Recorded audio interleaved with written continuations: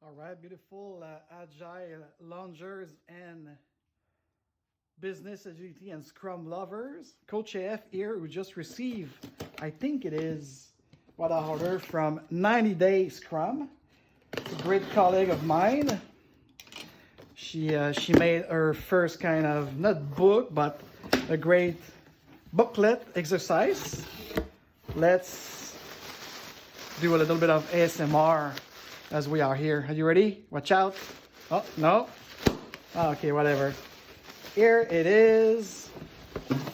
Ladies and gentlemen, I present you 90 Day Scrum, which is Sabine Fable, 3-in-1 habit tracker journal, weekly and daily planner.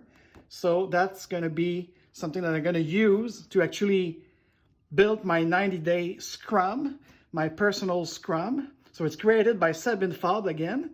And reach out to her. It's a companion notebook to achieve short-term goals. But well, in my case, it's for my book, Next Level Agility.